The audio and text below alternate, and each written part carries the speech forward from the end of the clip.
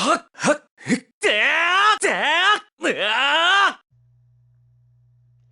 everybody, I'm Tony the Hylian, and aside from Zelda and Fire Emblem, one of my favorite video game series is Pokémon.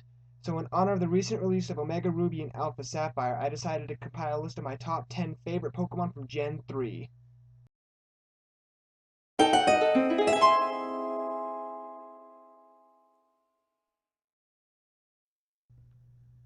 Taking the bottom spot on the list is Shiftry. My first Gen 3 game was Sapphire, so I never got the opportunity to catch a Seedot and in turn get a Shiftry.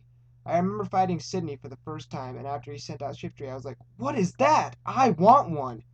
So I went out hunting all of Hoenn looking for a Shiftry, not knowing that he was a Ruby version exclusive.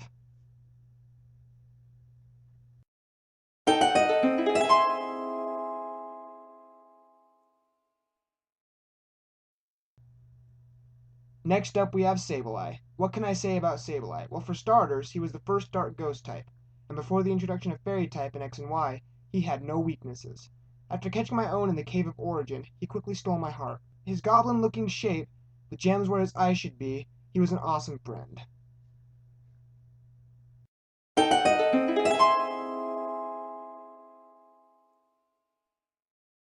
Sharpedo. I mean, look at this beast. He's a shark torpedo. What isn't cool about that? The first time I saw this Pokemon was when I fought Archie, and boy did he do a number on me. He tore through the majority of my team. I look at this Pokemon and I can't help but admire how cool it is. And now that he has a Mega Evolution, I can't wait to see how much work he does.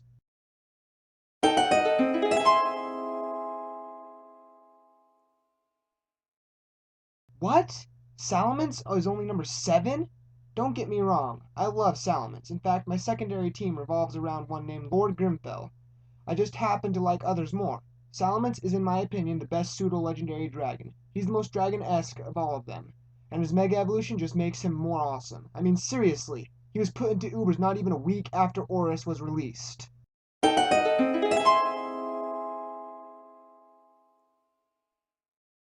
Oh, Absol, how I love you. Back when I was a kid, the first time I saw Absol, I thought he was the 4th legendary dog. He was just so awesome looking, I was sure he had to be a legendary. Then I played Sapphire, and found him right outside of Fortree, and was like, wait, isn't he a legendary Pokemon? His majestic white fur and curved blade on his head had me convinced he was a legendary. And now that he has a Mega Evolution, he's even more majestic.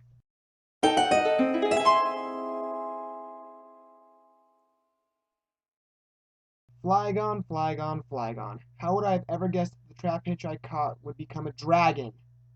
Flygon was the very first dragon type Pokemon I ever had. I caught the Trapinch thinking it would become a giant sand spider type thing, but I got a dragon instead, and I couldn't have been happier.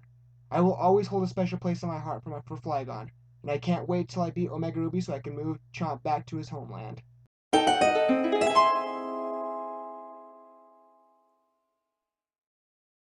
Meta motherfucking gross. I haven't sworn this whole video, but Metagross is so beastly it fills me with adrenaline. Fighting Steven for the first time when he sends out this goddamn tank at you was so heart-pounding. It's like, this is it. Fighting the champion. Going to become the strongest trainer in Did that Metagross just sweep me? That was my experience. Steven's Metagross ruined my day every time I tried taking the throne. And now it has a Mega, and went from being a beast to a monster.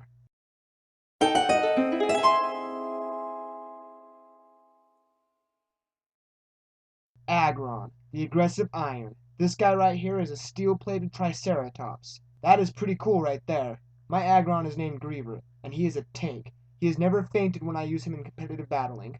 And then there's his Mega. 230 base defense with the ability Filter, which halves all super effective attacks.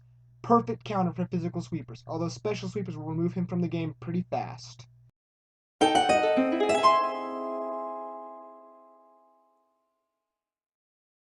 My very first starter was Torchic. I have a strange connection with the Torchic line. There has been a Blaziken on every team I've ever used, and it is always the MVP, and his Mega is just awesome. One Swords Dance and one Speed Boost, and it's pretty much GG. I still have the Blaziken I took on my very first Pokemon adventure, and now his son Plep is joining me as I travel through Hoenn once again.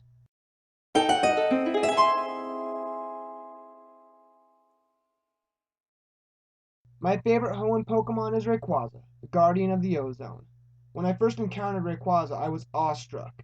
Here was 10-year-old me with my Blaziken and Aggron going up against this level 70 dragon. I didn't know what to do. I wanted this Pokemon so badly, but I had used my Master Ball on Kyogre, and all I had left were Pokeballs. The battle with Rayquaza was intense. The music made the whole situation more epic. It took me about 3 hours to finally catch Rayquaza, and I still have him too. Oh yeah, there's one thing I forgot to mention. Mega Rayquaza! The most devastating Pokemon in the game. If it's holding a Life Orb, it's practically guaranteed to OHKO pretty much everything, and not to mention the Delta Stream ability. All I have left to say is Mega Rayquaza is the true god of the Pokemon universe. Even Arceus himself bows before Mega Rayquaza. Thanks for watching my video. I hope you guys enjoyed it. If you liked it, you can subscribe. I will be doing more lists in the future. But so until next time, happy adventuring, my fellow Hylians.